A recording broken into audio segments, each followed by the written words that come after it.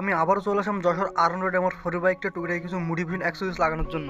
তো যা হোক, এর আগে কিন্তু আমি যশোর থেকে টুকরে কিছু মডিফিকেশন করছিলাম, কিন্তু আমার একটা জিনিস মিস্টেক ছিল, অ্যাড্রেন্ট ক্যালিপার সিএনডি ইনস্টল করেছিলাম, কিন্তু সাথে অ্যাড্রেন্ট ক্যালিপারটা লাগাইতে পারিনি। ক্যালিপারটা আমার ঢাকা থেকে অর্ডার দিয়ে কিন্তু আলাদা করে আনাতে হয়েছে। এছাড়াও টুকরেকে আরও কিছু মডিফিকেশন অ্যাক্সেসরিজের কাজ রয়েছে, সেগুলো আপনারা আজকের ভিডিওটা সম্পূর্ণ দেখলে বুঝতে পারবেন।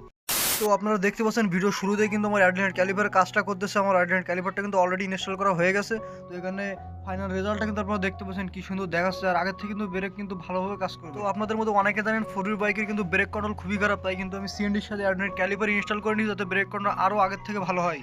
তো এবার কিন্তু আমার গ্রিপটা চেঞ্জ করবো, তাই আগের পুরনো গ্রিপটা কিন্তু এখানে টাইটেনে খোলা হচ্ছে। তো এটা খোলার পর এখানে মোস্ট ডিমান্ডেড গ্রিপ হায়াবুসা গ্রিপটা কিন্তু এখানে ইনস্টল করা হবে আমার বাইকে। তো দেখতে পাচ্ছেন আমার এক সাইডে কিন্তু ইনস্টল করা অলরেডি হয়ে গেছে, আর দ্বিতীয় পাশেও কিন্তু ইনস্টল করা হয়ে গেছে। দেখতে পাচ্ছেন চাই পেয়েছে, এখানে কিন্তু অনেক কাপজাবের কাজ আছে, তেল মেল দিয়ে কিন্তু ঢুকাই দেয়, শুধু দিলে কিন্তু গ্রিপটা নষ্ট হয়ে যাবে। গ্রিপটা চেঞ্জ করার পর দেখতে পাচ্ছেন আমার বাইকটা কিন্তু রেসিং এর একটা ভাব আইছে অলরেডি।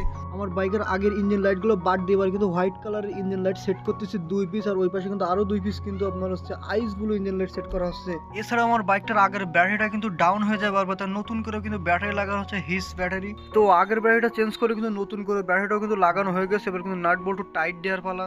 যেহেতু বাইকটার কাজ করাতে গিয়ে অনেক রাত হয়ে গেছে, তাই ফাইনাল রেজাল্টটা আপনারা দেখাতে পারেন না, কিন্তু বাসায় এসে কিন্তু ফাইনাল রেজাল্টটার ভিডিও করে কিন্তু আমি এখানে আপনাদের সামনে শো করছি। ঠিক আছে, তো দেখতেই পাচ্ছেন কেমন হয়েছে।